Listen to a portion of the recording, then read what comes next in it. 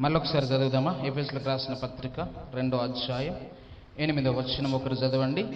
రోమీయులకు రాసిన పత్రిక 3వ అధ్యాయం 24వ వచనం ఒకరు చదవండి.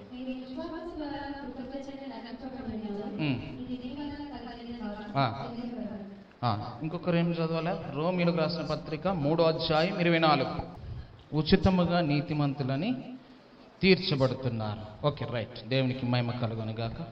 ఈ 2 వచనాలను మనం ధ్యానించుకుందాం. హల్లెలూయా.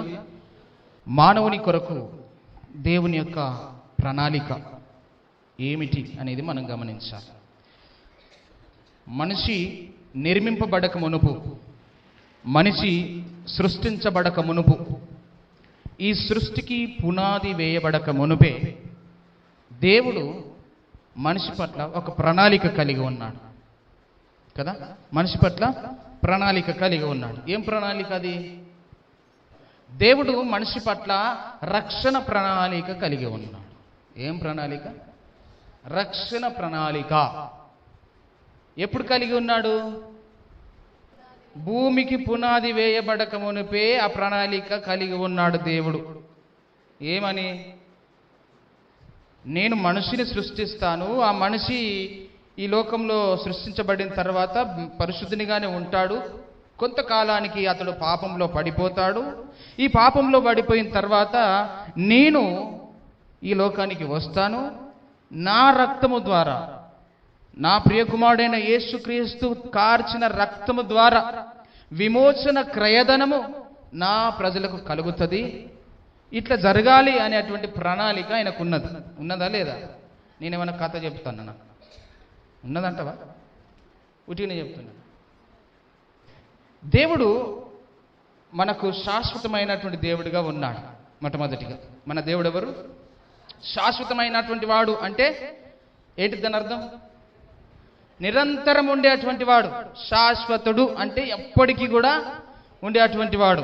రెండవదిగా మన దేవుడు నిత్యుడగు వాడు. నిత్యుడగు వాడు అంటే ఇది కూడా నిరంతరము ఉండేటువంటి వాడు. శాశ్వతుడు అన్న ఒకటే, నిరంతరము ఉండేటువంటి వాడైనా ఒకటే. ఓకే. తర్వాత మన దేవుడు ఆదియు అంతము లేనివాడు. ఇవి చెప్పాలి నాకు. ఆదియు అంతము లేనివాడు అంటే ఏంటిది? ప్రకటనలో ఉంటుంది. 21:6 ప్రకటన, 22:13 కూడా చదవండి. మొదటి వాడను కడపటి వాడను, ఆదియు అంతమునై ఉన్నాను. చెప్పండి, ఆదియు అంతము అంటే ఏంటి? దేవుడు అంటున్నాడు నేనే మొదటి వాడను కడపటి వాడను. అంటే దీని అర్థమైంది, ఆదియు అంతమునై ఉన్నవాడను నేను. ఆది అంటే ఈయన కంటే ముందు ఏమీ లేదు. ఇది ప్రారంభం. ఆదియు నేనే అంటే మొదటి వాడను నేనే, ఇంకా నాకంటే ముందు ఏమీ లేదు. కడపటి వాడను నేనే, అంతము నేనే, ఇంకా నేను అంతము అందించిన తర్వాత ఇక్కడ ఏముండదు. అర్థమవుతుందా? నాకంటే ముందు ఎవరు లేరు, ఏమీ లేదు. నేను అంతం అందించిన తర్వాత నా తర్వాత ఇంకేమీ మిగలదు. నా తర్వాత ఇంకేమీ మిగలదు అనేది దేవుడి ఉద్దేశం. అంటే మొదట ఉన్నవాడను నేనే, ఇప్పుడు ఆది అంతములో ఉన్నవాడను కూడా నేనే. నిర్గమకాండం 3వ అధ్యాయంలో కూడా మోషే అడుగుతాడు, ప్రభువా ఐగుప్తుకు వెళ్ళమంటున్నావు, ఫరో యుద్ధకు వెళ్ళమంటున్నావు, అక్కడికి వెళ్ళిన తర్వాత నువ్వు ఎవడువా, ఎక్కడి నుంచి వచ్చినావు, ఎవడు పంపిండి నిన్నంటే నేనేం చెప్పాలి అని అంటాడు. అంటే అప్పుడు ప్రభువా నీ పేరేంది అని అడుగుతాడు దేవుణ్ణి. అంటే అప్పుడు దేవుడు అంటాడు నా పేరు ఉన్నవాడను అనువాడనై ఉన్నానని చెప్పు వాళ్ళకు అంటాడు. అంటే నేను ఎప్పటికీ ఉండేవాడను నేనే, ఉండేది నేనే, ఉండబోయేది నేనే అనే విషయాన్ని వాళ్ళకు చెప్పు అంటాడు. అర్థమవుతుందా? దేవుడు మనిషి పట్ల రక్షణ ప్రణాళిక కలిగి ఉన్నాడు. కలిగి ఉన్నాడా లేదా? ఆదికాండము 1వ అధ్యాయంలో 26వ వచనం 27వ వచనంలో దేవుడు ఎవరిని చేసిండు చెప్పాలా? చెప్పాలా? ఆదాము హవ్వను. దేవుడు మన పోలిక చొప్పున మన స్వరూపములో నరులను చేయదము ఏమన్నాడు అక్కడ? ఆ మాట చదవండి. దేవుడు మన స్వరూపమందు మన పోలిక చొప్పున నరులను చేయుదుము అన్నాడు. నరుణ్ణి కాదు, నరులను. అంటే ఏకవచనమా బహువచనమా? బహువచనం అంటే ఇద్దరు లేక ఇంకెక్కువ కూడా ఉండొచ్చు. కానీ నరుణ్ణి అనలేదు, నరులను అన్నాడు. కానీ ప్రత్యక్షంగా కనబడేది ఏంది? దేవుడు మొదట ఎవరిని చేసిండని మనం చెప్తా ఉంటాము? ఆదామునే చేసిండంటాం. కానీ ఆదాములో స్త్రీ ఉంది, హవ్వ ఉంది అన్న సంగతి దేవుడు చెప్తూ ఉన్నాడు. మనకు కనపడేది మాత్రం ఆదామే. కానీ అక్కడ ఇద్దరు ఉన్నారు, స్త్రీని గాను పురుషుని గాను వారిని సృజించెను అని ఉంటుంది. స్త్రీని గాను పురుషుని గాను. మీరు ఎక్కడికైనా వెళ్ళండి, మొదట స్త్రీ అనే పేరే వస్తుంది. స్త్రీలు గాను పురుషుని గాను తల్లిదండ్రులు అంటారు. స్త్రీ పురుషులు ఇట్లాంటివి బాగుంటాయి కదా. అంటే ఎక్కడికి పోయినా మొదట ఎవరున్నారు? స్త్రీ. మొదటగా సృష్టించబడ్డది ఇద్దరు, ఒకరు కాదు. మనం ఒక్కరే అని చెప్తున్నాం, కానీ ఇద్దరు కలిసి సృష్టించబడ్డారు. కానీ దేవుడు ఆలోచన చేసి కొంతకాలానికి వీడు ఒంటరిగా ఉండుట బాగలేదు, వీనికి సాటి అయిన సహాయమును చేద్దామని చెప్పి ఎక్కడి నుంచి తెచ్చిండు? వేరే దేశం నుంచా, వేరే రాష్ట్రం నుంచా? ఎక్కడి నుంచి తెచ్చిండు? ఆదాము యొక్క ప్రక్కటెముకలో నుంచే తెచ్చిండు. అంటే ఇప్పుడు ఎక్కడున్నది స్త్రీ? ఆదాములో ఉన్నది. ఓకే, ఇదంతా వేరే సబ్జెక్టు. ఇప్పుడు నరుడు చేయబడ్డాడు. ఆది కాండములో మనం చూస్తున్నాం, నరుడు చేయబడ్డాడు. దీనికి అనేక సందర్భాలు మనం చూడవచ్చు. ఒకవేళ కీర్తనలు కూడా, 100వ కీర్తన కూడా 3వ వచనములు కూడా చెప్తాడు. చూడండి ఒకసారి. 100వ కీర్తనలో ఏమంటాడు? ఆయనే మనల్ని పుట్టించెను, మనం ఆయన వారము అని అంటాడు. ప్రసంగి 7:29లో చూడండి. ప్రసంగి 7:29.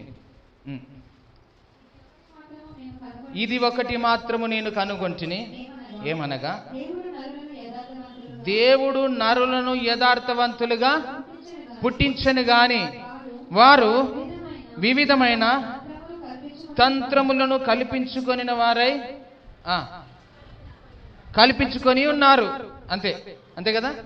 దేవుడు నరులను యథార్థవంతులుగా పుట్టించాడు, కానీ మనుషులు ఏం చేసినారు? వారు వివిధమైనటువంటి తంత్రములను కల్పించుకొని ఉన్నారు. ఓకే, దేవుడికి మనిషిని సృష్టించినప్పుడు యథార్థవంతుడిగా ఉన్నాడు అనే సంగతి దేవుడికి మొదటగా తెలుసు. తర్వాత దేవుడు ఈ మనిషి పడిపోతాడు, ఈ మనిషి పాపములో మునిగిపోతాడు, పాపము చేస్తాడు, నా ఆజ్ఞను అతిక్రమిస్తాడు అనే సంగతి ముందే తెలుసా తెలియదా? నాకు ఇది చెప్పాలి. తెలుసా? తెలుసు. మరి తెలిసినప్పుడు పడిపోకుండా జాగ్రత్తగా ఉండొచ్చు కదా. దేవుడు జాగ్రత్త పడవచ్చు కదా. చెప్పండి. ఇప్పుడు మానవుడు పడిపోతాడు, వీడు పాపములు పడిపోతాడు అన్నప్పుడు ఆ తోటలో పండు ఎందుకు పెట్టాలి? ఆ చెట్టు ఎందుకు పెట్టాలి? ఇంకా చెప్పండి. ఇంకా పరీక్షించటకు ఇంకా మీలో ఉంది టాలెంట్, బయటికి తీయడానికి నేను అడుగుతున్నా. మంచి చెడు రెండు ఉంచండి. ఇంకా చెప్పాలి. ఇది మీరు చెప్తే గనక 100 మార్క్స్ మీకు చెప్పాలి. దేవుడు ఆ చెట్టును ఎందుకు పెట్టిండు? ఆ చెట్టు పండ్లను ఎందుకు తినద్దు అన్నాడు? మళ్ళీ పాముని ఎందుకు పంపిండు? సాతాన్ని ఎందుకు పంపిండు? స్త్రీతోటి ఎందుకు మాట్లాడమన్నాడు? ఈ స్త్రీని ఎందుకు ప్రేరేపించమ? ఇదంతా దేవుని ప్రణాళిక కాదా? దేవునికి తెలుసా లేదా ఇదంతా? ఇప్పుడు ఈ చెట్టు పెట్టిన తర్వాత వాడు తినకురా అంటే వాడు ఏం చేస్తాడు? ఇప్పుడు మనం పిల్లల్ని చూడండి, అరే అది ముట్టద్దు అంటే వాడు ఖచ్చితంగా దాన్నే ఎందుకు ముట్టద్దు అన్నాడు? ఇందులేమో ఉన్నది, ఇందులేదో దాసిండు మా డాడీ అనుకుంటాడు. వాడు మెల్లగా లేనప్పుడు ఏం చేస్తాడు?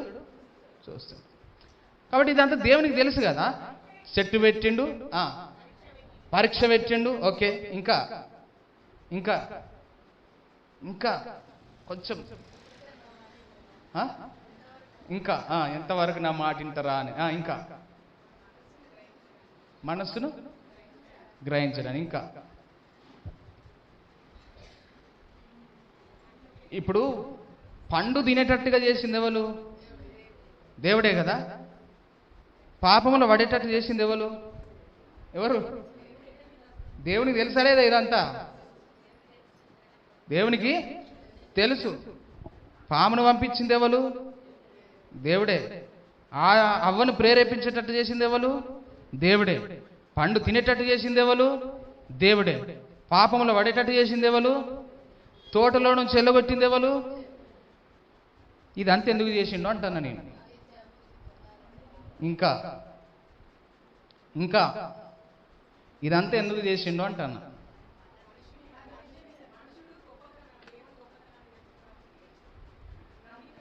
ఇంకా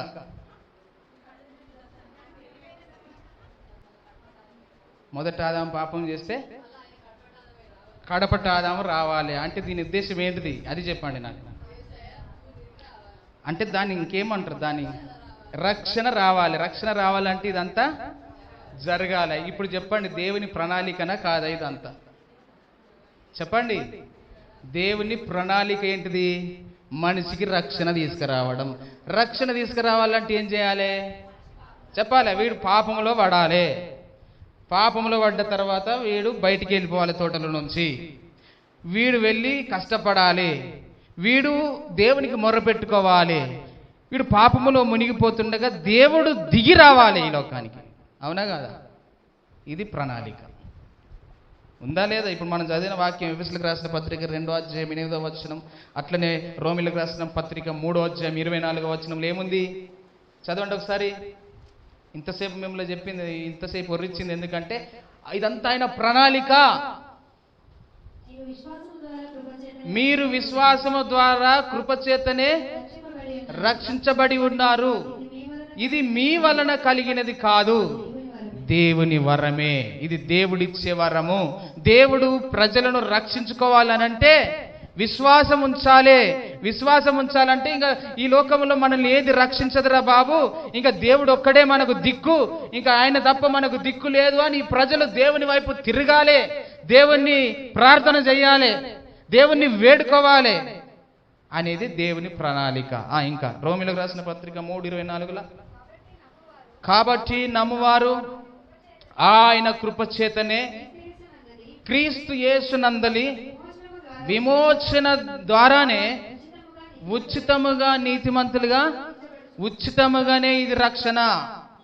ఎవరికి కానీ ఏమి కూడా ఖర్చు చేయలే, ఉచితముగా వచ్చింది రక్షణ. ఎట్లా ఉచితముగా? ఆయన యందు విశ్వాసం ఉంచితే వస్తుంది. ఇక ఆయన తప్ప నువ్వు ఏడ విశ్వాసం ఉంచినా, ఏ పని చేసినా, ఏమి చేసినా నీకు రక్షణ అనేది లేదు. అర్థమవుతుందా? రక్షణ అనేది లేదు. దేవుని యొక్క రక్షణ ప్రణాళిక అనేది మానవుని పట్ల గొప్పగా ఉన్నది. ఈ రక్షణ ప్రణాళికను మనం ఒకసారి చూస్తే గనక లూకా సువార్తలో 7వ అధ్యాయం 30వ వచనములో అంటాడు, యోహాను గారు బాప్తిసం ఇస్తారు. యోహాను గారు బాప్తిసం ఇవ్వడానికి వస్తారు. ఒకసారి మనం అది చదువుదామా? లూకా సువార్త 7వ అధ్యాయం 29వ వచనం 30వ వచనం చదవండి. ప్రజలందరూ సుంకరులను యోహాను బోధ విని అతడిచ్చిన బాప్తిస్మం పొందిన వారై పరిసయ్యులను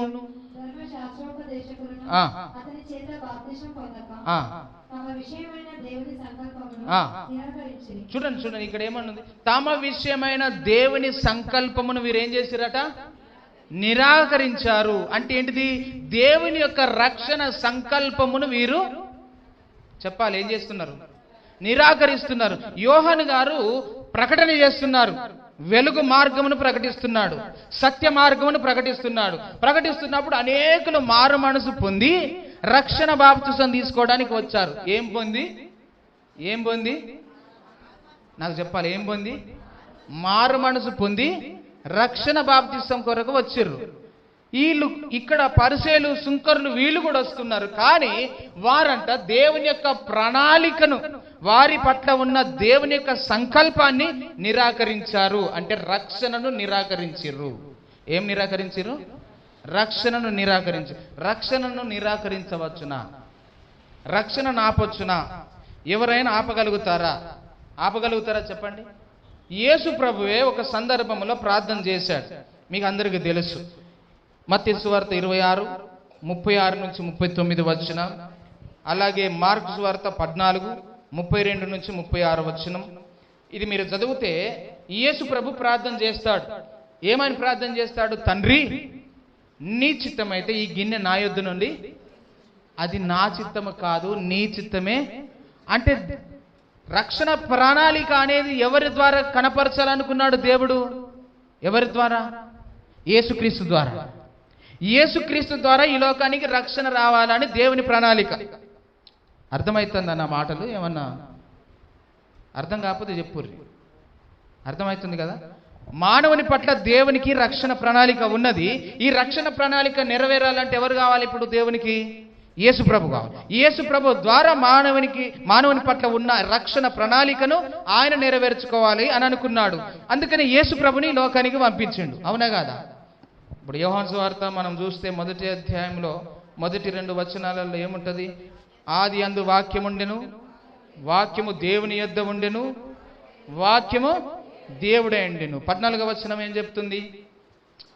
ఆ వాక్యము శరీరధారి అయి కృపా సత్య సంపూర్ణుడిగా మన మధ్యలో. అంటే ఇప్పుడు ఏ వాక్యం అయితే ఉందో, ఏ దేవుడైతే ఉన్నాడో ఆ దేవుడు శరీరము తాల్చుకొని ఈ లోకానికి కృపా సత్య సంపూర్ణుడిగా వచ్చాడు.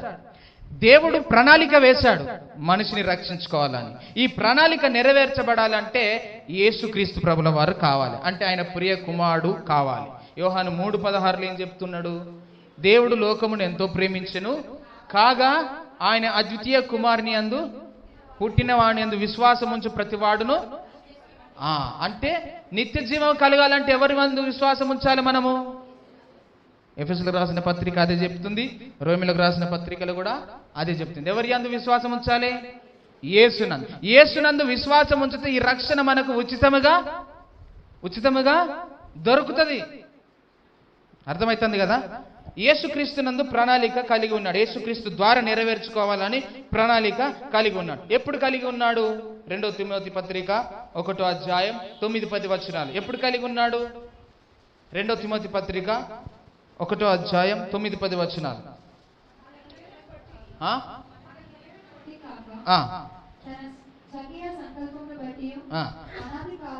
అనాది కాలముననే క్రీస్తు యేసునందు మనకు అనుగ్రహింపబడినదియు. ఇప్పుడు చెప్పండి, ఎప్పుడు ఈ ప్రణాళిక? అనాది కాలములో. ఓకే, మళ్ళీ ఏం చెప్పిన? పేతురు మొదటి పత్రిక 1:20. పేతురు మొదటి పత్రిక 1:20 చదవండి. ఆయన జగత్తు పునాది వేయబడక మునుపే. ఎప్పుడు ఇది? జగత్తు పునాది వేయబడక మునుపే ఈ ప్రణాళికను కలిగి ఉన్నాడు. ఎవరి ద్వారా నెరవేర్చుకోవాలనుకున్నాడు? చెప్పండి. తన ప్రియకుమారుడైనటువంటి యేసుక్రీస్తు ప్రభునందు నెరవేర్చుకోవాలి అని అనుకున్నాడు. ఎఫెసీయులకు రాసిన పత్రిక 3వ అధ్యాయం 8-11 వచనాలు చదవండి. యేసుక్రీస్తు ద్వారా ప్రణాళిక. మన ప్రభు అయినటువంటి యేసుక్రీస్తు నందు ఈ ప్రణాళికను నిత్య సంకల్పముగా నెరవేర్చుకోవాలని దేవుడు ఆలోచన చేసిండు. ఓకేనా?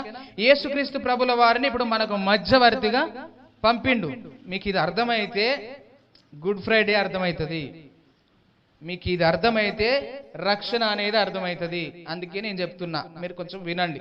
యేసుక్రీస్తును ఈ లోకానికి పంపించి నిత్య సంకల్పము, ఇది నిత్య సంకల్పము దేవుని యందు, అనగా యేసుక్రీస్తు నందు నెరవేర్చుకోవాలని దేవుని యొక్క ఉద్దేశమై ఉన్నది. ఈ ఉద్దేశమును యేసు ప్రభువుకు ముందుగా యోహాను గారు వచ్చి ప్రకటన చేస్తున్నాడు. అయ్యా, నా వెనుక వచ్చువాడు నాకంటే శక్తివంతుడు, నేను ఆయన చెప్పుల వారుని పుట్టకు నేను పాత్రుడను కాను. అయితే నేను ఆయన దేని గురించి ప్రకటన చేయడానికి వచ్చిండు? వెలుగును.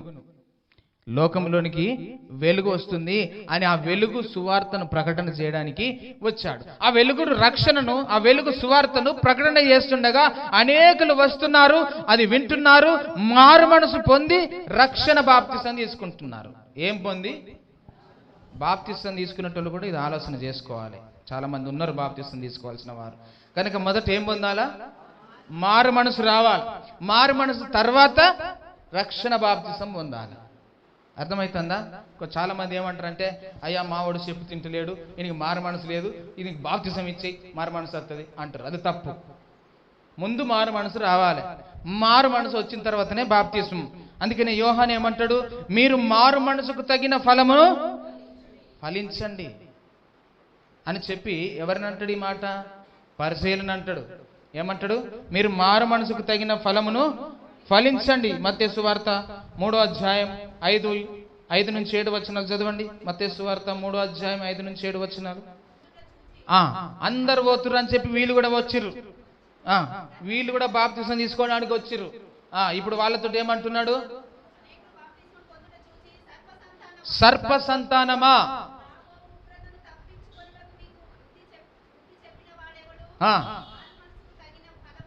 చూడండి, రాబోవు ఉగ్రతను తప్పించుకొనుటకు మీకు బుద్ధి చెప్పిన వాడెవడు?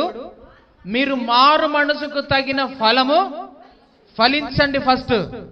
ఫస్ట్ మారు మనసుకు తగిన ఫలము మీలో ఫలించాలి. ఆ తర్వాత రండి బాప్తిసానికి అన్నాడు. అవునా కాదా? ఫస్ట్ ఏముండాలి? మారు మనసు. తర్వాత మారు మనసుకు తగిన ఫలాలు ఉండాలి. నువ్వు మారు మనసు పొందినవని ఎవరికి తెలుస్తుంది? నీ ఫలములను బట్టి, నీ క్రియలను బట్టి తెలుస్తుంది. అవునా కాదా? నీ క్రియలను ఇతరులకు కనపరచాలా? నీ క్రియలు వెలుగులో ఉండాలి. నీ క్రియల ద్వారా అనేకులు నీ యొద్దకు రావాలి, నిన్ను వెంబడించాలి. నీ క్రియలే సాక్ష్యము బయట. నీ క్రియలే, నువ్వు మారు మనసు పొందావు అన్నదానికి నీ క్రియలు సాక్ష్యము. నువ్వు ఫలిస్తున్నావు అనడానికి నీ క్రియలు, నీ జీవితము, నువ్వే ఒక పత్రికలాగా ఈ లోకంలో జీవించాలి. అట్లా లేకుండా నాకు మారు మనసు వచ్చింది, నాకు బాప్తిసం ఇయ్యనంటే ఇక్కడ ఇచ్చుడు కుదరదు. కుదురుతుందా? కుదరదు. యోహాను చెప్తుండ అందరు పోయిరని వీళ్ళు వచ్చిరట. మా గుడి, మేము కూడా వచ్చినాం, మా గుడి అంటే సర్ప సంతానమా, ఎవడరా మీకు బుద్ధి చెప్పింది? ఫస్ట్ మీరు మారు మనసు పొంది మారు మనసుకు తగిన ఫలాలు ఫలించండి, ఆ తర్వాత రండి బాప్తిసానికి అన్నాడు. దేవుని ప్రణాళికను నిరాకరించారు. ఎవరు నిరాకరించారు చెప్పండి నాకు? పరిసయ్యులు, సద్దుకయ్యులు. దేవుని ప్రణాళికను నిరాకరించినటువంటి వారు. అసలు దేవుని ప్రణాళిక చాలా గొప్పది. దాన్ని నిరాకరించడానికి వీడెవడు? యేసు ప్రభువే నిరాకరించలే. యేసు ప్రభువే బతిమలాడుకున్నాడు, అయ్యా నీ చిత్తమైతే ఈ గిన్నె నా యొద్ద నుండి తొలగించు, అయినా నా ఇష్టం కాదయ్యా నీ ఇష్టమే. అంటే నేను చచ్చిపోవడానికైనా రెడీ అయ్యా. నన్ను చంపుతావు నాకు తెలుసు. ఈ లోకము కొరకు నేను బలి అర్పణగా అర్పించబడడానికి ఈ లోకానికి వచ్చిన ఆ సంగతి నాకు తెలుసు. ఒకవేళ ఏమన్నా సాధ్యమయ్యేది ఉంటే, ఇప్పటికైనా ఏమన్నా ఛాన్స్ ఉంటే కొంచెం తప్పించయ్యా, అయితే నా ఇష్టం కాదు, అది కూడా నీ ఇష్టమే అని బ్రతిమలాడుకున్నాడు. వీళ్ళు ఏమంటారు? డైరెక్ట్ వచ్చి మాకు వద్దు అని నిరాకరిస్తా ఉన్నారు. యేసు ప్రభువే బ్రతిమలాడుకున్నాడు. వద్దనడానికి నువ్వెవడివి? వీళ్ళు ఎటువంటి వాళ్ళు అంటారే, వీళ్ళు ఎటువంటి వాళ్ళట? వద్దనేటోళ్ళు అందరూ ఎలాంటి వాళ్ళట అంటే, వీళ్ళందరూ కూడా తన సొంత ఆలోచన ప్రకారంగా నడుచుకునే వాళ్ళు. ఒక్కసారి మనం పరిసయ్యుల గురించి లిస్టు తీసుకుంటే కనుక ఒక్కసారి మనం చూద్దాం. చూడండి, మత్తయి సువార్త 15వ అధ్యాయం. మత్తయి సువార్త 15వ అధ్యాయం. వీళ్ళ గురించి కొంచెం మీకు ఇంట్రడక్షన్ ఇస్తా, ఆ తర్వాత ముందుకు వెళ్ళిపోతా. మత్తయి సువార్త 15వ అధ్యాయం తీసిరా, 1 నుంచి 11 వచనాలు మెల్లమెల్లగా చదవండి.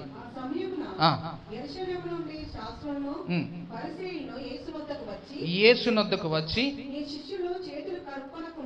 నీ శిష్యులు చేతులు కడుక్కోకుండా భోజనము చేయుచున్నారే, పెద్దల పారంపర్యాచారమును అతిక్రమించుచున్నారని అడిగిరి.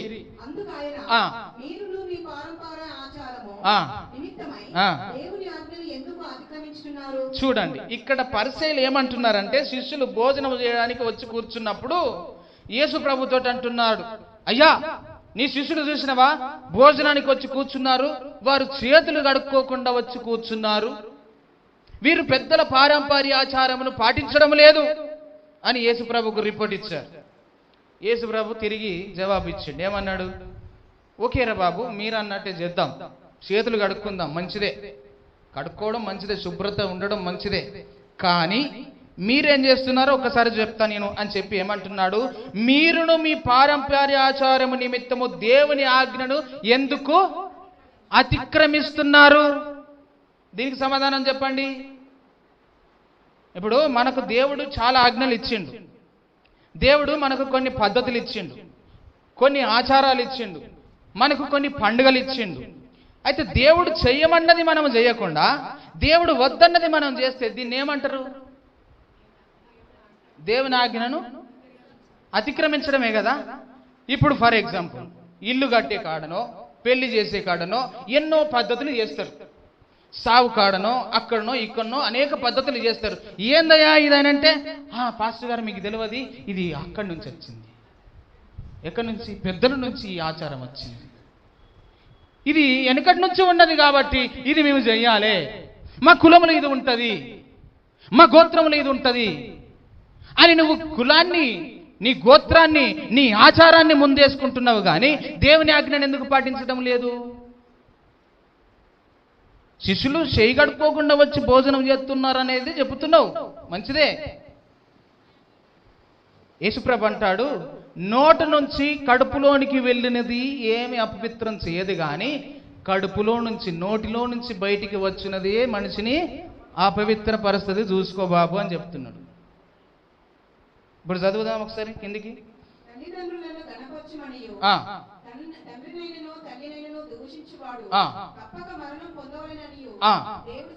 ఇది దేవుడు సెలవిచ్చుండు. అరే బాబు, మీరు తల్లిదండ్రులను దూషించొద్దు, తల్లిదండ్రులను గౌరవించండి. తల్లిదండ్రులను ఒకవేళ గౌరవించకపోతే, దూషించినట్లయితే వాడు తప్పకుండా మరణమైతాడురా అని దేవుడు ఆజ్ఞాపిస్తే వీళ్ళు ఏం చేస్తున్నారు? మీరైతే చూచి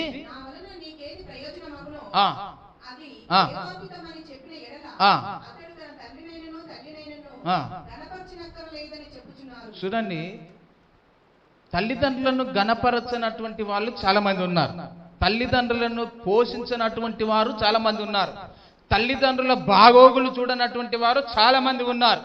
ఇప్పటికీ తన తల్లిని తండ్రిని పిలువని వాళ్ళు ఉన్నారు, మాట్లాడని వాళ్ళు ఉన్నారు. ఇప్పటికీ ఈ రోజులలో కూడా ఈమె నా తల్లి, ఈయన నా తండ్రి అని చెప్పుకోవడానికి అవమానంగా, సిగ్గుగా ఫీల్ అయ్యేటువంటి వాళ్ళు ఇప్పటికీ ఉన్నారు. మరి ఇదెందుకు విడిచిపెడుతున్నావు? ఇదెందుకు చేస్తలేవు? దేవుడు చెప్పిండు కదా, ప్రేమించమన్నాడు కదా, గౌరవించమన్నాడు కదా, వారిని బాగా చూసుకోమన్నాడు కదా, మరి ఎందుకు చూసుకుంటలేవు? చేతులు గడపకపోతే వచ్చిందా? దేవుని ఆజ్ఞ అయితే వద్దు నీకు. పారంపర్య ఆచారాలు కావాలి, వెనకటి నుంచి వచ్చిన ఆచారాలు కావాలి నీకు. దేవుని ఆజ్ఞ వద్దు. అమ్మా దేవుడు ఇట్లా చెప్తుండు, ఇది చేయమన్నాడు, ఇది వద్దన్నాడు అని అంటే, అయ్యో అయ్యగారు మీకు తెలియదు, ఇది పెద్దల నుంచి వచ్చిన ఆచారం అండి. మా అమ్మమ్మ చెప్పింది, మా తాతయ్య చెప్పిండు, అక్కడి నుంచి వచ్చింది. వెనకటి ఇట్లనే చేసినాం మేము, ఇప్పుడు కూడా ఇట్లనే చేయకపోతే మాకు మంచిది జరగదు. ఇప్పటికీ కొంతమంది వారి ఇండ్లను ఏం చేస్తున్నారు? వాస్తు ప్రకారంగా కట్టుకుంటున్నారు. ఇప్పటికీ మీ గుమ్మాలు ఎటు పెట్టుకుంటున్నారు? క్రైస్తవులైన మీరు మీ గుమ్మాలు ఎక్కడున్నాయి? మీ మెయిన్ డోర్స్, మీ ముఖద్వారం అంటారా, ఏమంటారు దాన్ని? ముఖద్వారాలు, ముఖ్యమైన ద్వారాలు ఎట్లున్నాయి చెప్పండి? మీ ఇండ్లకు ఎందుకు తూర్పుకి పెట్టాలి? మరి ఎవడు చెప్పిండు తూర్పుకి పెట్టమని? బైబిల్లో ఉన్నదా? చెప్పండి. మీ టాయిలెట్స్ ఎక్కడున్నాయి? వాస్తు ప్రకారంగా లేవా? మీ కిచెన్ ఎక్కడుంది? వాస్తు ప్రకారంగా లేదా? మీ ముఖద్వారాలు, ఇది మెయిన్ రోడ్ అనుకో, మెయిన్ రోడ్, నేనైతే మెయిన్ రోడ్ ఎట్టుంటే మెయిన్ రోడ్కి పెడతా, కానీ మీరేం చేస్తున్నారు? మెయిన్ రోడ్కి పెడతలేరు. నేను చూస్తున్నా మీ ఇళ్ళను, మీరు ఎటు పెడుతున్నారు? మెయిన్ రోడ్కి. ఇది మెయిన్ రోడ్కి లేదు ఏందనుకుంటా, చూస్తే సందులలో ఉంటాయి. ఇదేంద్ర ఇటుందా అంటే అప్పుడు అర్థమవుతుంది, ఓహో సూర్యుడు ఉదయించింది ఇట్లే కదా అంటే ఇది తూర్పుకు పెట్టాలి. ఇది ఎక్కడి నుంచి వచ్చింది? ఇది ఎవరు చెప్పింది? ఇది శాస్త్రాలు, పెద్దల పారంపర్య ఆచారాలు. అట్లా పెట్టకపోతే మంచిది కదా. ఇక రేపు వాడు అత్తడు, వాడు వచ్చి ఇది ఇక్కడ పెట్టకుంటే బాగుండు, ఇది వాస్తుగా లేదు, ఇది తీసి ఇక్కడ పెట్టాలంటే వెంటనే ఏం ఆలోచించకుండా, అందుకే కావచ్చు మా ఇంట్లో దరిద్రం ఉన్నది, అందుకే కావచ్చు మా ఇంట్లో మంచి జరుగుతలేదా అని వెంటనే దాన్ని ఏం చేస్తావు నువ్వు? ఎంత ఖర్చైనా మంచిదే అని చెప్పి దీన్ని మూస్తావు, దీన్ని తీసి ఇంకొకడ పెడతావు. నీకు అవి కావాలి. దేవుని ఆజ్ఞలు ఎందుకు నీకు? దేవుని చెప్పిన మాటలు ఎందుకు? వద్దు. నీకు అవి కావాలి. వీళ్ళు ఇట్లాంటి వాళ్ళు దేవుని ఆజ్ఞను పక్కకు పెట్టి పారంపర్యాచారాలు కావాలి మాకు అనేటోళ్ళు వీళ్ళు. ఎవడు వీళ్ళు? రక్షణను నిర్లక్ష్యం చేసే వాళ్ళు ఈ గుంపు. ఇంకా చదువుదాం సరే. ఇందులోనే ఒకటి 14వ వచనం కూడా ఉంటుంది చూడండి ఒకసారి. ఇంతకు ముందు మీరు చదివిన దాంట్లో 15వ అధ్యాయం 14వ వచనం చదవండి. వారి జోలికి పోకుడి,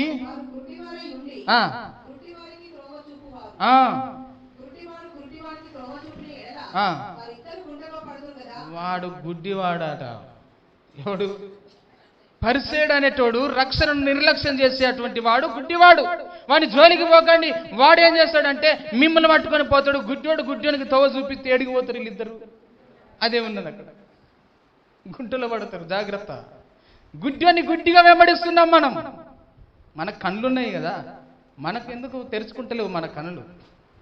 ఇప్పుడు చదవండి 19వ అధ్యాయం 3వ వచనం నుంచి 6వ వచనం. ఇదే మత్తయి సువార్త 19వ అధ్యాయం 3వ వచనం. మళ్ళా చూడండి ఇక్కడ, ఆయనను శోధింపవలెనని ఆయన యుద్ధకు వచ్చి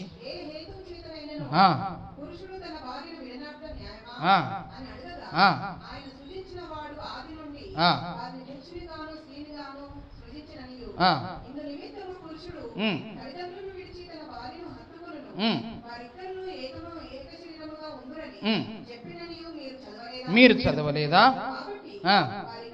ఒక నిమిషం. ఇక్కడ వీళ్ళ వాదన ఏంటంటే అసలు భార్యాభర్తలు ఏ కారణము చేత విడిపోతారు, అంతే కదా వీళ్ళ వాదన. భార్యాభర్తలు ఏ కారణము చేత తన భార్యను భర్త విడనాడవచ్చు. ఈయనకెందుకు ఇది? చాలా మంది ఇట్లాంటి వాళ్ళు ఉంటారు. ఏదో కారణం చేత వాళ్ళిద్దరిని విడగొట్టే ప్రయత్నం చేస్తారు. వాళ్ళు మంచిగా కలిసి ఉన్నా కానీ వాళ్ళ కుటుంబంలో పుల్లలు పెట్టి వీళ్ళు ఇట్లున్నారు అని చెప్పేసి వాళ్ళని విడగొట్టే ప్రయత్నం చేసే బ్యాచ్ ఒకటి ఉంటుంది. ఈయన ఏమడుగుతున్నాడు? యేసుప్రభును శోధించట. దేవుణ్ణే శోధిస్తాడా ఈ బ్యాచ్? దేవుణ్ణి శోధించే బ్యాచ్ ఇది. పరిసయ్యులు దేవుని దగ్గరికి వచ్చి ఆయనను శోధించి, అయ్యా ఏ కారణము చేత పురుషుడు తన భార్యను విడనాడవచ్చు అని అడిగాడు ప్రశ్న. అప్పుడు దేవుడు చెప్తా ఉన్నాడు, వాళ్ళిద్దరిని వేరువేరుగా నేను చేయలేదు, వారిద్దరిని ఏక శరీరముగా చేసిన, కాబట్టి తన తల్లిని తండ్రిని విడిచి వారు ఏక శరీరముగా ఉంటారు, తన భార్యను అత్తుకొని జీవిస్తాడు అని చెప్పి ఇప్పుడు అంటున్నాడు 6వ వచనంలో, కాబట్టి వారు ఇకను ఇద్దరు కాక ఏక శరీరముగా ఉన్నారు గనుక దేవుడు జతపరిచిన వారిని మనుషుడు వేరుపరచకూడదని చెప్పెను.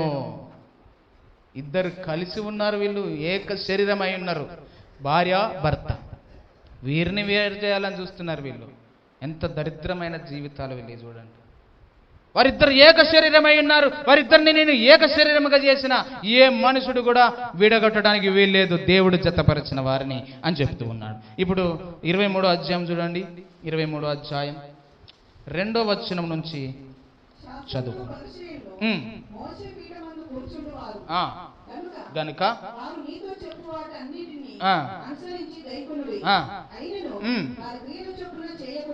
చూడండి, వీరు మోసే పీఠము ఎదుట కూర్చుండేటువంటి వారు. అయితే వీరు ఏం చేస్తారు? మీతో అనేక విషయాలు చెప్తారు, అయితే వాటిని వినండి, గైకొనండి, అనుసరించండి. కానీ మీరు వారి క్రియల చొప్పున చెయ్యకండి. ఎందుకు? వీరు చెప్పేవారే గాని చేసేవారు కాదు. చెప్పేవారే వీరు, కానీ చేసేవారు కాదు. ఇంకా కొంచెం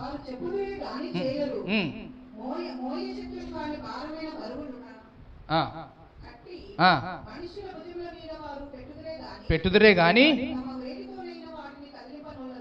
వారట వేలుతో కూడా కదిలించారట వాటిని. మనుషులకు భుజాల మీద బరువులు పెడతారట, మొయ్యమని చెబుతారట, కనీసం వేలుతో కూడా కదిలించారట. మనుషులకు కనబడు నిమిత్తము తమ పనులన్నీ చేస్తారు, తమ రక్షరేఖలు వెడల్పుగాను తమ చెంగులు పెద్దవిగాను చేదురు. అగ్రస్థానములు, అగ్రపీఠములు, సంత వీధులలో వందనములను. చూడండి, సొంత వీధులలో వందనములు. చూడండి, వీరు ఏం చేస్తారు? వీరు బరువులు మోపిస్తారు కానీ వీరు మొయ్యరు, కనీసం వేలితో కూడా కదిలించరు. వీరు మనుషులకు చెప్పేటోళ్ళైనా కానీ చేయరట. అర్థమవుతుందా? వీరు ఇంకేం కోరుకుంటారు? పెళ్లిళ్లకు, ఫంక్షన్లకు, అక్కడికి ఇక్కడికి పోయినప్పుడు అగ్రస్థానాలు కావాలి, గౌరవాలు కావాలి, పెత్తనాలు కావాలి, పెద్దలుగా పిలువబడాలి, అక్కడికి వారు ఆహ్వానించబడాలి, రండి సార్ రండి అని కూర్చోయాలి. ఇది కోరుకుంటారు. ఇంకేం కోరుకుంటారట? సొంత వీధులలో వందనాలు కోరుకుంటారు. వందనాలు చెప్పాలి. వీళ్ళకు కనబడంగానే ఏం చేయాలి? వందనాలండి అని చెప్పాలి. కనబడంగానే ఏం చేయాలి? ఒక ఆయన అంటాడట, పాస్టర్ పిల్లలకు కనీసం మర్యాద లేదండి, వందనాలు కూడా చెప్తలేరు కనబడితే అని. మరి నీ కన్నెటు పోయినా నువ్వు చూస్తున్నావు కదా, చెప్పచ్చు కదా. నువ్వు చూసినప్పుడు నువ్వు చెప్తే ఏమన్నా కిరీటం కింద పడుతుందా? నీకు కనబడ్డరు, సరే పిల్లలు చెప్పలేదు, మరి ప్రైజులాడమ్మా వందనాలమ్మా నువ్వంటే నీకేమైంది? అంటే నువ్వు ఏ బ్యాచ్లు ఉన్నావు? ఇది వందనాలు కావాలి మాకు, మాకు వందనాలు చెప్తలేరండి, పిల్లలకు మర్యాద లేదు, ఇదేనా పాస్టర్ పెంచేది?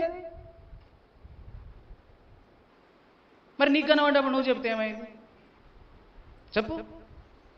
నీకేమైనా కిరీటం కింద పడదు, సరే పిల్లలు వాళ్ళకి తెలియదు, నీ బుద్ధి ఎటువి? అవునా కదా? నాకు అనిపిస్తుంది అనిపించదా?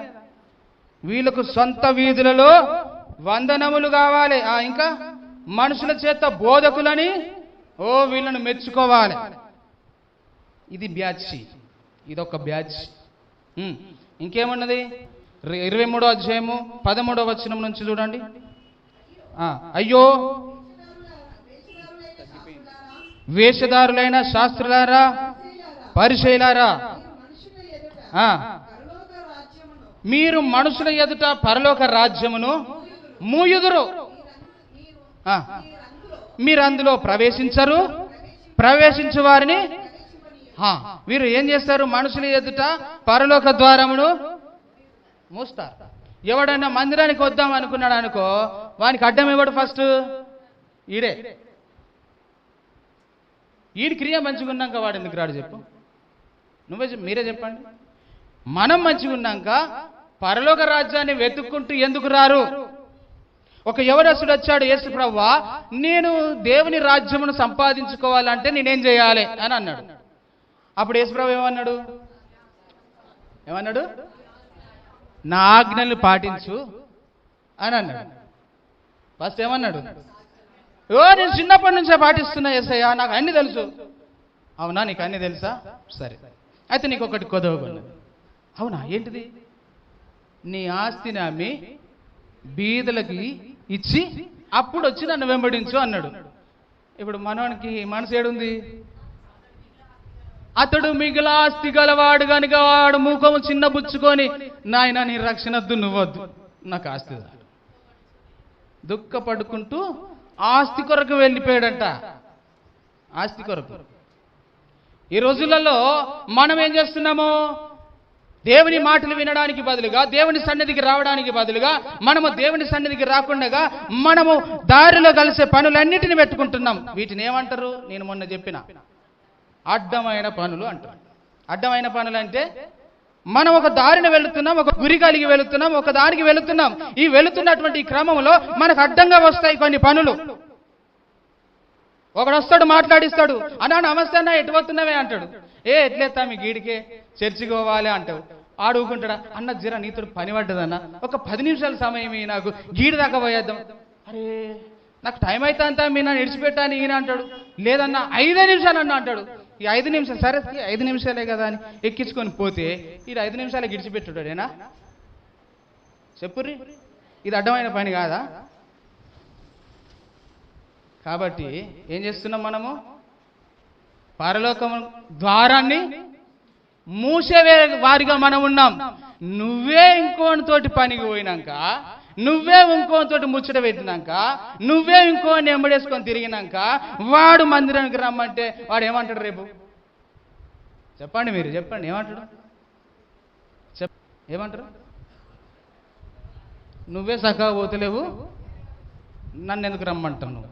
ఇంకా ఇప్పుడు నేను వయసు వార్త చెప్పినా అనుకో, ఏమంటారు మీ వాళ్ళు? వాళ్ళు ఫస్ట్ రమ్మాను సార్, తర్వాత నేను అత్త. ఫస్ట్ మీ వాళ్ళని రమ్మాను, ఎవరు చక్కగా ఉన్నారు సార్ మీ దాంట్లో అంటారా అనరా? అంటే ఇప్పుడు ఎవరు అడ్డం ఉన్నారు? నేనా మీరా? ఎవరు అడ్డం ఉన్నారు? పరలోక ద్వారాన్ని మూసేది ఎవరు? మీరు ఓరాయరి, ఇంకోని రానియరు. అయితే మీరే వచ్చేటోళ్ళు మీరే వాడేమడి పోయినాక వాడు ఎడికి వస్తాడండి? వస్తాడా? అది అక్కడ ఉంది కదా, అదే కదా. చదవండి మళ్ళీ ఒకసారి 23వ అధ్యాయం 13వ వచనం నుంచి. పరిసయ్యులారా మూయుదురు, మీరు అందులో ప్రవేశింపరు, ప్రవేశించు వారిని ప్రవేశింపనియ్యరు అని చెప్పి ఎవరితో అంటున్నాడు? పరిసయ్యులతో అంటున్నాడు. వీళ్ళు ఏం చేస్తున్నారు? పరిసయ్యులు రక్షణను నిర్లక్ష్యం చేస్తున్నారు, దేవుని ప్రణాళికను నిర్లక్ష్యం చేస్తున్నారు, దేవుని ప్రణాళికను అడ్డుకుంటున్నారు. వద్దో మాకు అంటున్నారు వీళ్ళు. తర్వాత ఇంకొకటి చూద్దాం. ఇందులోనే మనము 23వ అధ్యాయం 15వ వచనం చదవండి. అందులోనే చూడండి చూడండి వీళ్ళు ఏం చేస్తారట? అరే అటు ఒకరా, మా తొట్టుండరా, మా తొట్టురారా అని వీళ్ళు కలుపుకుంటారట. వీళ్ళు కలుపుకొని ఏం చేస్తారట? వీళ్ళు కలిసేదాకా ఎట్లా తిరుగుతారట? మళ్ళా భూమిని సముద్రమును చుట్టేస్తారట. కలిసేదాకా రారా మాయమడి రా, నువ్వు అటు పోకురా, ఇటు పోకురా, నువ్వు రారా మాయమడి ఉండరా, మాయమడి ఉండరా, మీ మంచోళ్ళరా, మీ నీతిమంతులరా, మీ గొప్పోళ్ళంరా అని కలిసేదాకా భూమిని సముద్రం చుట్టేసుకొని వానిలో కలుపుకొని తర్వాత ఏం చేస్తారట? వానికి రెండంతలుగా వాడిని ఏం చేస్తారు? రెండంతలుగా నరక పాత్రునికి చేస్తారట. పాపం వానికి ఏమరిక? పోవాలి, మా ఆవిడ రమ్మంటుండు కదా, మా అన్న కదా, మా తమ్ముడు కదా, మా పాలోడు కదా, మా బంధువు కదా అని తప్పది. పోయినాక ఏమవుతుంది? ఆఖరికి రెండంతల నరక పాత్ర. గుర్తుపెట్టుకోండి, పరిసయ్యులు అలాంటి వాళ్ళు రెండంతల నరక పాత్ర చేస్తారు.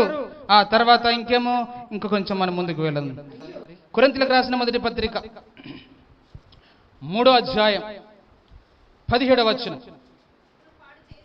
ఎవడైనను దేవుని ఆలయమును పాడు చేసిన ఎడల దేవుడు వానిని పాడు చేస్తాడు. చూడండి ఇక్కడ చూడండి, దేవుని ఆలయమును ఎవడైనా పాడు చేస్తే దేవుడు వానిని. ఇప్పుడు దేవుని ఆలయం ఎవరు? చదవండి, అది మొత్తం చదవండి. దేవుని ఆలయము పరిశుద్ధమై ఉన్నది, మీరు ఆ ఆలయమై ఉన్నారు. మీరు ఆ ఆలయమై ఉన్నారు. మీరందరూ ఎవరు? మనమందరం ఎవరము? దేవుడు ఎక్కడ నివసిస్తున్నాడు? మనలో, మన హృదయంలో దేవుడు నివసిస్తున్నాడు. దేవుని ఆలయమై ఉన్నాం మనం. నీ దేహమే దేవుని ఆలయమై ఉన్నదని మీరు ఎరగరా? అయితే అంటున్నాడు, నా మందిరమును ఎవడైనా పాడు చేస్తే నేను వానిని పాడు చేస్తా. అనేకమైనటువంటి మందిరాలు తిరుగుతూ ఉన్నాయి, ఎక్కడికి వెళ్ళాలో అర్థం కాక తిరుగుతూ ఉంటే కొంతమంది దుష్టులు ఆ మందిరాలను పాడు చేస్తున్నారు. అటుగాక ఇటుగాక ఉండేటువంటి కొన్ని మందిరాలు ఉంటే ఆ మందిరాలను పాడు చేస్తున్నారు. పాడు చేస్తే దేవుడు అంటున్నాడు, ఎవడైతే నా మందిరాన్ని పాడు చేస్తాడో నేను వాణ్ణి పాడు చేస్తా. ఎందుకంటే నా మందిరము పరిశుద్ధమైన మందిరము, ఆ మందిరము మీరై ఉన్నారు అంటున్నాడు. ఓకే, 23వ అధ్యాయం మత్తయి సువార్త 23వ అధ్యాయం 23వ వచనం 24వ వచనం. అయ్యో వేషధారులారా, పరిసయ్యులారా, సోపులోను జీలకర్రలోను 10వ వంతు చెల్లించి ధర్మశాస్త్రములో ప్రధానమైన విషయములను అనగా న్యాయమును, కనికరమును, విశ్వాసమును విడిచిపెట్టారు. వాటిని మానక, అనగా వేటిని మానక. అది మీరు ఏం చేస్తున్నారు? పుదీనాలోను, సోపులోను, జీలకర్రలోను మీరు 10వ వంతు చెల్లిస్తున్నారు. కానీ ధర్మశాస్త్రంలో ఉన్నటువంటి ప్రధానమైన ఆజ్ఞ ఏంటిది? న్యాయమును ప్రేమించడము, కనికరమును ప్రేమించడము అనేటివి. వీటిని మీరు మర్చిపోయారు, వీటిని విడిచిపెట్టారు. ప్రభు ఏం చెప్పాడంటే మనం ఒకసారి చూద్దాం. మీకా 6వ అధ్యాయం 8వ వచనం. మనుషుడా, ఏది ఉత్తమమైనదో అది నీకు తెలియజేయబడి ఉన్నది. ఏంటిదట? మనుషుడికి ఏం చెప్పిండు దేవుడు? నువ్వు న్యాయముగా నడుచుకో, కనికరమును ప్రేమించు, నువ్వు దీన మనసు కలిగి నీ దేవుని ఎదుట ప్రవర్తించుట, ఇంతే కదా దేవుడు నిన్ను అడుగుచున్నాడు. అయితే మనోళ్ళు ఏం చేస్తున్నారట? వీళ్ళు పరిచయలు ఏం చేస్తున్నారట? పుదీనలో, సోపులో, జీలకర్రలో 10వ వంతు చెల్లిస్తూ ఈ కనికరమును విడిచిపెట్టారు, న్యాయమును విడిచిపెట్టారు, ప్రేమను విడిచిపెట్టారు, దీనత్వమును విడిచిపెట్టారు, దేవుడు చెప్పిన ఆజ్ఞను విడిచిపెట్టారు. కానీ ఇది చేస్తున్నారు. ఇది చేస్తే మంచిదే, కానీ ప్రభు చెబుతున్నాడు ఇది చేస్తూ అది కూడా చేస్తే మంచిగుండు, దానిని మానక ఇది కూడా చేస్తే బాగుండు అని అంటున్నాడు. మనం ఏం చేస్తామంటే మనము అన్ని ఇస్తాం, మందిరానికి కావలసినవన్నీ ఇస్తాం, అన్ని ఇస్తాము, కొన్ని మర్చిపోతాం. దేవుడు చెప్పిన ఆజ్ఞలను విడిచిపెడతాం, దేవుడు చెప్పినటువంటి కనికరాన్ని విడిచిపెడతాం, న్యాయముని విడిచిపెడతాం, దీనత్వంని విడిచిపెడతాం. ఇవన్నీ చేయమని ప్రభు చెబుతా ఉన్నాడు. అయితే మనం ఏమంటామంటే, నేను అన్ని ఇస్తున్నా, దేవుడికి నేనంటే చాలా ఇష్టము, దేవునికి నేను 10వ వంతు చెల్లిస్తున్నా, దశమ భాగాలు ఇస్తున్నా, నేను దేవునికి కానుకలు సమర్పిస్తున్నా, నేను ఇది చేస్తున్నా, నేను అది చేస్తున్నా, దేవుని కొరకు నేను అన్ని చేస్తున్నా అంటున్నామే, కానీ అసలు సంగతిని చేస్తున్నామా లేదా? నువ్వు ఇది చేయి, తప్పు లేదు, కానీ అసలు ఎందుకు మర్చిపోతున్నావు? మొదట మనం చదువుకున్నది అదే కదా. శిష్యులు ఏం చేశారట? చేతులు కడుక్కోకుండా యేసుప్రభుకు చెప్తున్నారు వీళ్ళు పరిచయాలు, అయ్యా నీ శిష్యులు చూసినావా, భోజనం చేయడానికి ముందు చేతులు కడుక్కోవాలి, ఇది పెద్దల పారంపర్యాచారం అయ్యా అంటే యేసుప్రభు ఏం డైలాగ్ వేసిండు? ఓకేరా నాయన, ఇది పెద్దల ఆచారమే, కానీ మీరు పెద్దల ఆచారానికి చేస్తూ దేవుని ఆజ్ఞను ఎందుకు విడిచిపెడుతున్నారు? మనం అనేక సార్లు దేవుని ఆజ్ఞను విడిచిపెడుతున్నాం, దేవుని ప్రణాళికలను తృణీకరిస్తున్నాం, దేవుని ఉద్దేశాలను పక్కన పెడుతున్నాం, అనవసరమైనటువంటి వాటిని చేస్తూ వస్తున్నాం. వీళ్ళందరూ కూడా ఎవరు? పరిసయ్యులు. మత్తయి సువార్త 23వ అధ్యాయంలో 25 నుంచి 28 చదవండి. వీళ్ళు ఏం చేస్తారంట? అన్నం తినేటప్పుడు మీరు ఏం చేస్తారు చెప్పండి? మీరు ఏం చేస్తారు? ఏం చేస్తారండి? మీ ప్లేట్లను ఏం చేస్తారు? అంటే కడగడం అంటే లోపల కడుగుతారా, బయట కడుగుతారా? మామూలుగా అయితే మనం ఏం చేస్తాము, లోపల శుభ్రం చేసుకొని తింటాం. వీళ్ళు ఏం చేస్తారట? వీళ్ళేం చేస్తారు? బయట మంచిగా ఉందా లేదా, బయట కడుక్కుంటారు. నేను చూడు ఎంత మంచిగా ఉన్నాం, పరిశుద్ధులుగా ఉన్నాం, మేము పవిత్రులుగా ఉన్నాం అని చెప్పుకోవడానికి బయట వేషం వేసుకుంటారు, బయట కడుక్కొని లోపల కడుక్కుంటలేరు. అందుకే ఏమంటున్నాడు? అయ్యో వేషధారులైన శాస్త్రులారా, పరిశీలారా, మీరు సున్నము కొట్టిన 27వ వచనం 27 మీరు సున్నము కొట్టిన సమాధులను పోలి ఉన్నారు. బయటికైతే శృంగారముగా అలంకరించబడి ఉంటవి,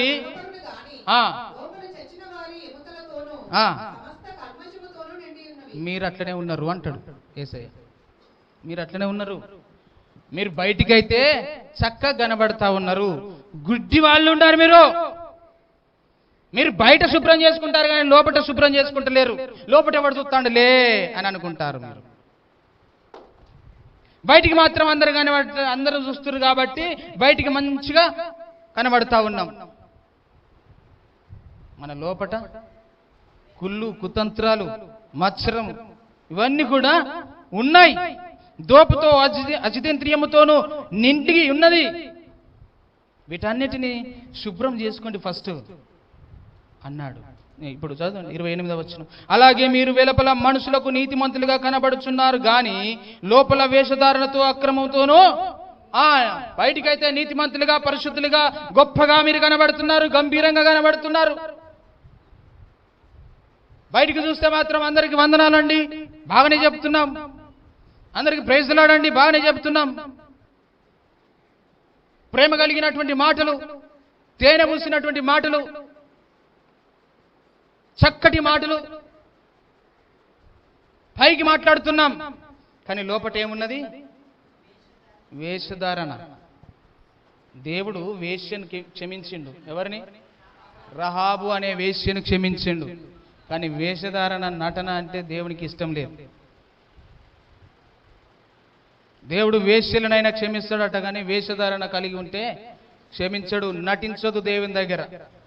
మనుషుల దగ్గర నటిస్తున్నాం, జాగ్రత్త. పైకి ఎట్లుంటున్నాం మనము? ఓ సున్నము కొట్టిన సమాధులు ఎంత అలంకరించబడతాయి కదా, ఎంత బ్యూటిఫుల్ కదా, కలర్ కలర్. మంచి బండలేస్తాం, పాలిష్ బండలేస్తాం, నల్లటి బండలేస్తాం, తెల్లటి బండలేస్తాం.